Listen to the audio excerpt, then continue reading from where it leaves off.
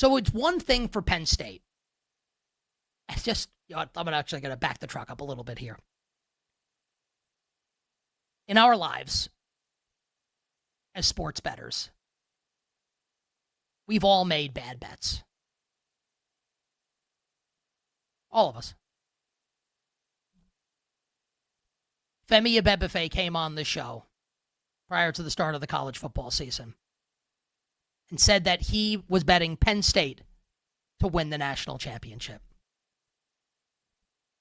Tried to tell him, James Franklin's the coach. Don't do it. Reconsider. Read some literature on the subject. And Femi said, are you sure? F it. And he decided to bet it. Tried to tell him not to. Now, he's not the only one. A lot of people I almost did like a Sam Smith bit there. You say I'm crazy. A lot of people liked Penn State. Penn State was one of the highest power-rated teams coming into the year, despite losing Tyler Warren, despite losing Abdul Carter. And look, these are smart. Femi's smart.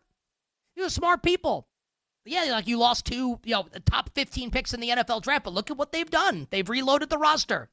Also, James Franklin's the coach and Drew Aller's the quarterback.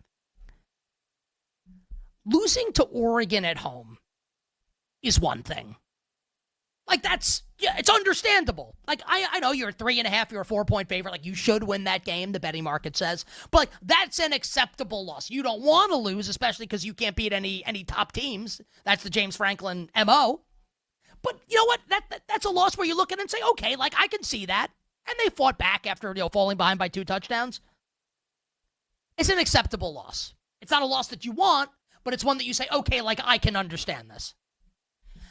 The 2 weeks since, we are basically like living in the land of the incomprehensible and the ridiculous.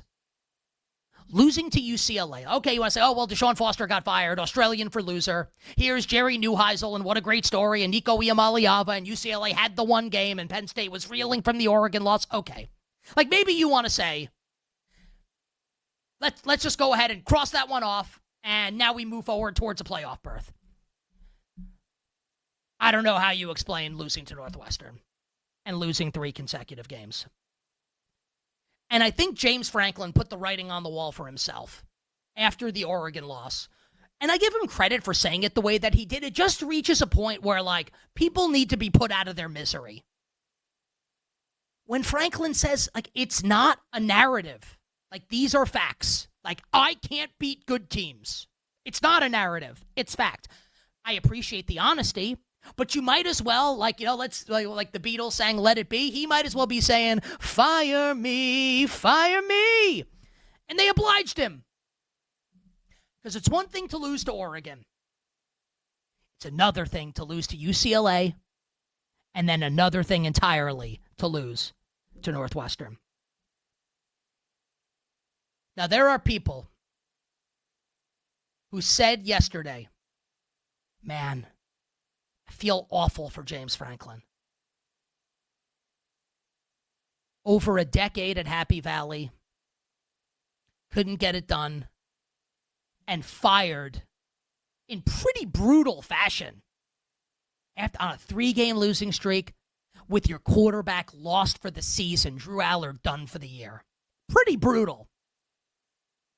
Some people say it's one of the worst days of his life.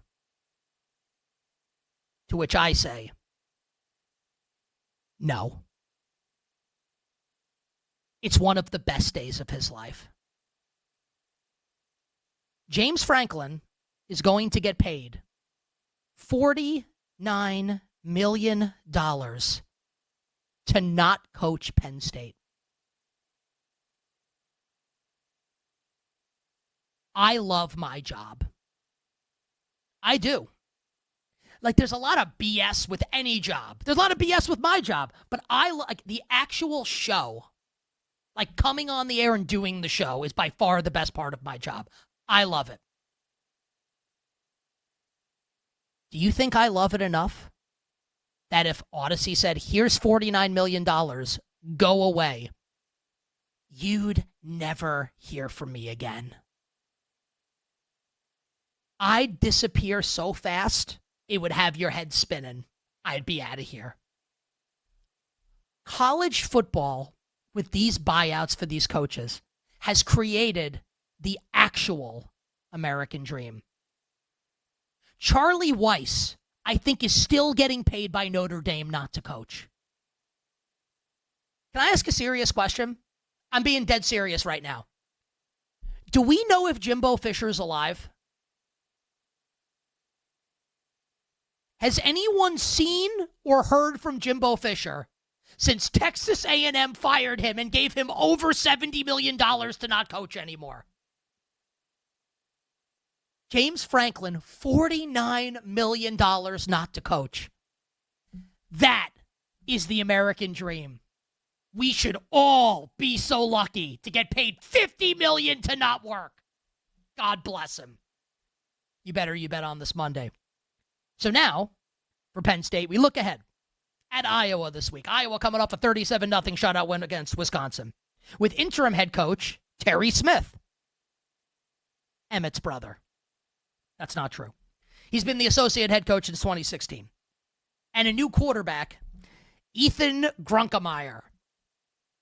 How is it like every single college football quarterback sounds like they'd be a college football quarterback? Ethan Grunkemeyer. God bless him. Anyone want to take the 3.5 with Penn State at Iowa? You know in content that's going to be a hot bet this week. Head coach fired. Quarterback done for the year.